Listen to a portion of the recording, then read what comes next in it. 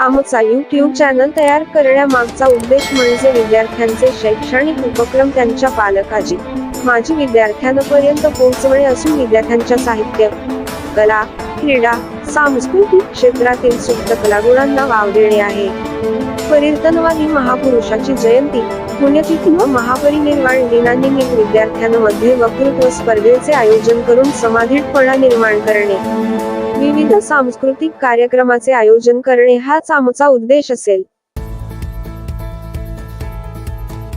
Sudhakar education सोसायटीच्या के.या. बांटिया माध्यमिक विद्यालय, NN Palewala junior college, ACS इंग्रजी माध्यमच्या वतीनं आज हिंद दी चादर श्री गुरु तेग बहादूरजींच्या 350व्या शहीदी समागम निमित्त सामूहिक गीत गायन साठी उपस्थित सर्व मान्यवरांचे मी या विद्यासंकुलाच्या वतीनं शब्दसुमनाने स्वागत करतो. आजच्या या कार्यक्रमासाठी उपस्थित मान्यवर आदरणीय उपायुक्त कोकण विभागीय Pramod ji Kem sir, so Ranjana Sanjay Kenewal madam, केंद्र प्रमुख. जगाच्या इतिहासात ना अशी अनेक उदाहरणं आहेत जिथे नेत्यांनी स्वतःच्या लोकांसाठी किंवा आपल्या हक्कांसाठी प्राणपणाला लावलेत. हो, अगदी. स्वतःच्या धर्मासाठी लढणारे अनेक आहेत. नक्कीच, पण कसे? जेव्हा आपण इतिहासाची पाने चाळतो आणि दुसऱ्याच्या धर्मासाठी म्हणजे दुसऱ्या परंपरेच्या लोकांच्या स्वातंत्र्यासाठी हसत हसत मृत्यूला सामोरे जाणाऱ्या नेत्याचं उदाहरण शोधायला जातो तेव्हा ते अत्यंत दुर्मिळ आढळतं. अगदी बरोबर. आणि म्हणूनच आजच्या या सखोल चर्चेत आपण एका अशाच अद्वितीय आणि सर्वोच्च त्यागावर प्रकाश टाकणार आहोत. आज आपल्या अभ्यासाचा विषय आहे हिंद दी चादर या पुस्तकाचा मसुदा. हे पुस्तक वेसॅक इंडियाचे संस्थापक विजयकुमार कट्टी यांनी लिहिलंय आणि ठाण्याचे जिल्हा माहिती अधिकारी मनोज सानप यांच्या मार्गदर्शनाखाली ते आकाराला आलंय. या मसुद्याच्या आधारे आज आपण 90 शीख गुरु श्री गुरु तेग बहादूर साहेब यांच्या अतुलनीय जीवनाचा वेध घेणार आहोत. आणि मला वाटतं ही चर्चा फक्त तारखा किंवा युद्धांच्या नोंदींपुरती मर्यादित राहू नये. नाही, मुळीच नाही.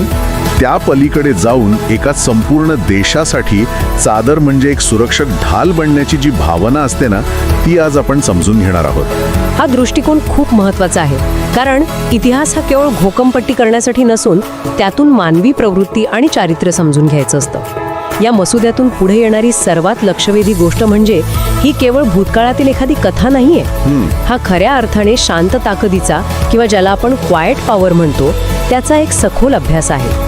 दैनंदिन जीवनातला त्याग काय असतो आणि आजच्या काळात आपण सर्वजण आपल्या समाजात एक सुरक्षक चादर कसं बनू शकतो याचा हा प्रवास आहे. आपण जेव्हा गुरु तेग बहादूर साहेब यांच्याकडे पाहतो ना, तेव्हा जाणवतं की त्यांचं नेतृत्व हे आक्रमकतेतून नाही तर एका अढळ अशा आंतरिक शांततेतून उभं राहिलं होतं. हो, आणि या आंतरिक शांततेचा पाया त्यांच्या सुरुवातीच्या काळातच पाहायला मिळतो. पंजाबमधल्या बकाला या छोट्याशा गावातला त्यांचा जो कालखंड आहे तो अत्यंत विचार करायला लावणार आहे. तुम्हाला माहिती असेल, गुरु तेग बहादूर साहेब यांनी या गावात तब्बल 20 वर्षे मौन बाळगले होते. बापरे, 20 वर्ष? हो, आणि वरवर पाहता कोणत्याही सामान्य माणसाला काय वाटेल की हे मौन म्हणजे जगाच्या कोलाहलापासून किंवा जबाबदाऱ्यांपासून पळ काढणं होतं. बरोबर, संन्यास घेतल्यासारखं. अगदी. पण जेव्हा आपण त्यांच्या पुढच्या जीवनाकडे पाहतो तेव्हा लक्षात येतं की ती एक प्रचंड मोठ्या वादळाला सामोरे जाण्याची पूर्वतयारी होती. ती एक प्रकारची शांत ताकद मिळवण्याची, स्वतःला वैचारिकदृष्ट्या घडवण्याची प्रक्रिया होती. आपण जर व्यापक संदर्भात पाहिलं तर कोणताही शाश्वत बदल घडवण्यासाठी आधी स्वतःमध्ये वैचारिक स्थिरता आणावी लागते, हेच यातून सिद्ध होतं. आणि 20 वर्षांच्या या मौनानंतर जेव्हा त्यांनी आपला प्रत्यक्ष प्रवास सुरू केला तेव्हा ते माळवा आणि बांगर सारख्या अत्यंत दुष्काळी भागात गेले. तिथे गेल्यावर त्यांनी तत्कालीन राजकीय पद्धतीनुसार स्वतःची मोठी सैन्य उभी केली नाहीत. त्यांनी आपला मोर्चा सामान्य माणसाच्या प्रश्नांकडे वळवला. लोकांसाठी विहिरी खोदल्या, झाडं लावली. हा निव्वळ तत्वज्ञानाचा भाग नव्हता, तो कृतीतून व्यक्त होणारा धर्म होता. अगदी बरोबर. धर्म म्हणजे केवळ गुरुद्वारात बसून प्रार्थना करणं नाही, तर एखाद्या तहानलेल्या गावाला पाणी देणं हा त्यांचा दृष्टिकोन होता. आणि या कृतीतूनच सामान्य माणसांचा त्यांच्यावरचा विश्वास दृढ होत गेला. याच विश्वासातून त्यांच्या खऱ्या नेतृत्वाची ओळख जगाला कशी झाली याची एक अतिशय रंजक नोंद या मसुड्यात आहे. माखनशाह लुबाणा या व्यापाऱ्याची ती गोष्ट आहे. हो, ती 500 सुवर्णमुद्रांची गोष्ट ना? हो, तीच. समुद्रात जहाजांचा व्यापार करणारा हा माणूस, एकदा त्याचं जहाज एका भयंकर वादळात सापडलं. जीवन मरणाचा प्रश्न उभा राहिल्यावर त्याने मनोमन नवस केला की जर हे जहाज सुखरूप किनाऱ्याला लागलं तर मी गुरूंना कृतज्ञता म्हणून 500 सुवर्णमुद्रा दान करेन. सुदैवाने जहाज वाचलं. आपला नवस फेडण्यासाठी तो बकाला गावात पोहोचला. पण तिथे गेल्यावर त्याच्यासमोर एक मोठं धर्मसंकट उभं राहिलं. गावात 1-2 नाही तर तब्बल 22 लोक स्वतःला गुरु म्हणून गादीवर बसले होते. 17व्या शतकातील ती एक अत्यंत विस्कळीत परिस्थिती होती. अधिकारासाठी खोटे दावेदार उभे राहणे हे सत्तेच्या लालसेचं प्रतीक होतं. इथे त्या व्यापाऱ्याची खरी श्रद्धा पणाला लागते. त्याने आपल्या नवसाबद्दल कोणालाही अवाक्षर काढलं नाही. त्याने एक वेगळाच मार्ग निवडला. त्याने प्रत्येक दावेदाराकडे जाऊन त्यांच्या पुढे अत्यंत आदराने 2-2 सुवर्णमुद्रा ठेवल्या. त्या 22च्या 22 खोट्या दावेदारांनी त्या 2 मुद्रा अगदी आनंदाने स्वीकारल्या. काहींनी तर अजून अपेक्षाही व्यक्त केली. पण कोणालाही त्या 500 सुवर्णमुद्रांची पुसटशीही कल्पना नव्हती. बरोबर. निराश झालेला माखनशाह जेव्हा परत फिरणार होता तेव्हा त्याला समजलं की गावात एकांतात राहणारी आणखी एक व्यक्ती आहे.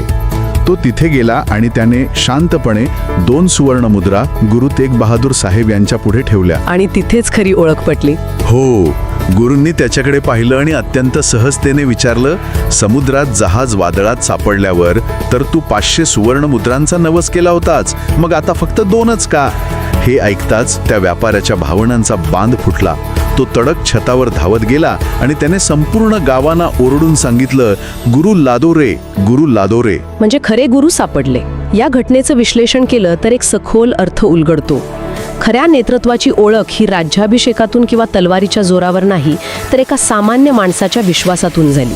हो, आणि याचा पुढचा भारही तितकाच महत्वाचा आहे. जेव्हा हे सत्य उघड झालं तेव्हा खोट्या दावेदारांनी रागातून गुरूंच्या घरावर हल्ला केला, संपत्ती लुटली, पण गुरूंनी प्रतिकार केला नाही. जेव्हा अनुयायांनी ती संपत्ती परत मिळवली तेव्हा गुरूंनी ती स्वीकारण्यास नकार दिला. सूड घेणं हे नेत्याचं काम नाही हे त्यांनी स्पष्ट केलं. हे जे चारित्र्य होतं तेच पुढे एका नव्या शहराच्या निर्मितीचा पाया ठरला.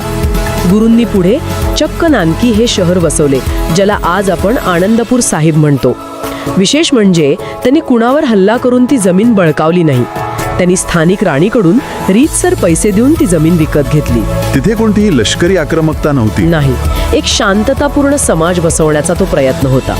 आनंदपूर साहेब हे खऱ्या अर्थाने एक नैतिक केंद्र किंवा मॉरल सेंटर म्हणून उभं राहिलं. इथेच लंगर आणि संगत या संकल्पना रुजल्या.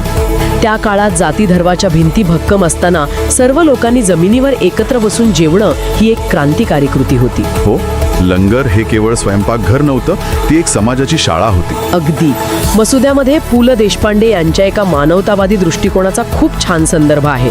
पु ल नेहमी म्हणायचे की मूल्य ही केवळ पुस्तकातून शिकता येत नाहीत. बरोबर. आनंदपूर साहिबमध्ये लहान मुले हेच पाहत होती की आपली मोठी माणसं स्वतःच्या हाताने लंगरमध्ये सेवा करत आहेत. समतेचा हा धडा त्यांना जगण्यातून मिळत होता. पण याच काळात दुसरीकडे राजकीय परिस्थिती अत्यंत स्फोटक बनत चालली होती. हो, आपण निष्पक्षपणे ऐतिहासिक नोंदी पाहिल्या तर मुघल सम्राट औरंगजेबाच्या काळात प्रशासकीय धोरणांमुळे धार्मिक तणाव वाढत होता. विशेषतः काश्मीर खोऱ्यातील काश्मीरी पंडितांवर सक्तीच्या धर्मांतराचा दबाव प्रचंड वाढला होता. त्यांच्यावर जिझिया कर लादण्यात आला होता. हे अत्यंत भीतीचे वातावरण होते आणि अशा परिस्थितीत पंडित कृपाराम दत्त यांच्या नेतृत्वाखाली सुमारे 500 काश्मीरी पंडितांचे एक शिष्टमंडळ आनंदपूर साहेबला पोहोचले. त्यांनी गुरूंकडे लष्करी मदत नाही मागितली. ते वेगळ्या परंपरेचे असूनही त्यांनी गुरूंना एका नैतिक ढालीची याचना केली. आणि इथे या इतिहासातील सर्वात भावनिक वळण येतं. गुरूंनी त्यांची व्यथा अत्यंत शांतपणे ऐकून घेतली. तिथे गुरूंचे 9 वर्षांचे सुपुत्र बालक गोविंदराय उपस्थित होते. आपल्या वडिलांना गंभीर विचारात घडलेले पाहून त्या बालकाने विचारलं, पिताजी, या सर्वोच्च त्यागासाठी तुमच्यापेक्षा अधिक योग्य कोण आहे? विचार करा, एका 9 वर्षांच्या मुलालाही त्यागाची आणि नैतिक जबाबदारीची केवढी मोठी जाणीव होती. आनंदपूर साहिबच्या त्या शाळेत कोणते संस्कार रुजले होते हे यातून दिसतं. या प्रश्नानंतर गुरूंनी मुघल सत्तेला एक स्पष्ट निरोप पाठवला.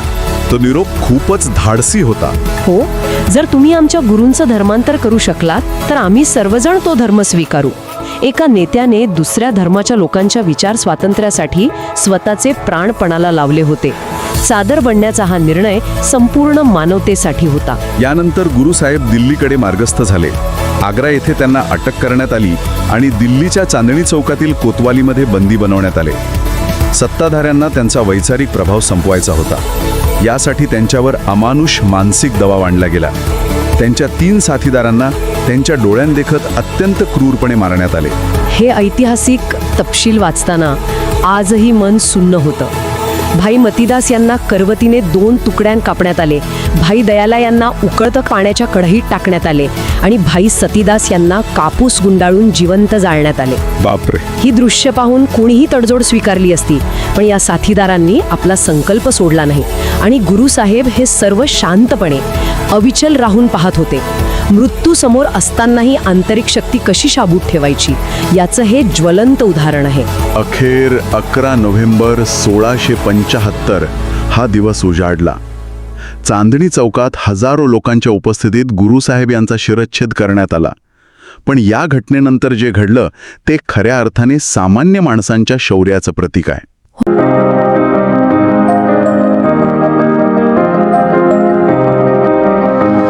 नौवें गुरु पैदा हुए गुरु के महल में, नौवें गुरु पैदा हुए गुरु के महल में, नौवें गुरु पैदा हुए गुरु के महल में, था अमृतसर हर गोबिंद जी की टहल में, था अमृतसर हर गोबिंद जी की टहल में, बहादुरी बालक की देख देग दे दिए, त्यागमल को नाम तब से तेग दे दिए, बाबा बकाला कह दिया था 8वें गुरु, 22 मंजियों में फिर तलाश की शुरू, मक्खन शालुबाणे का बेड़ा पार लगाया,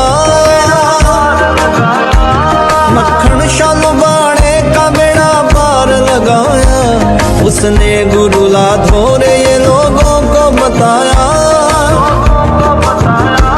चकनान की नगर बसाया 9वें बादशाह, जो बाद में आनंदपुर के नाम से सजा, जो बाद में आनंदपुर के नाम से सजा, रख नींव वो लगा गए कुछ ऐसा फालसा, उस तेग से ही बाद में जन्मा था खालसा, उस तेग ही से बाद में जन्मा था खालसा, कश्मीरी पंडितों ने लगाई वही गुहार, एक धर्म को बचाने की गुरु से की पुकार, बोले गुरु चलेंगे शहादत के रास्ते, हम शीश वार देंगे हिंदुओं के वास्ते, हम शीश वार देंगे हिंदुओं के वास्ते, मजहब की आजादी पे करके दावेदारियां, आगरा में की गई थी गिरफ्तारियां,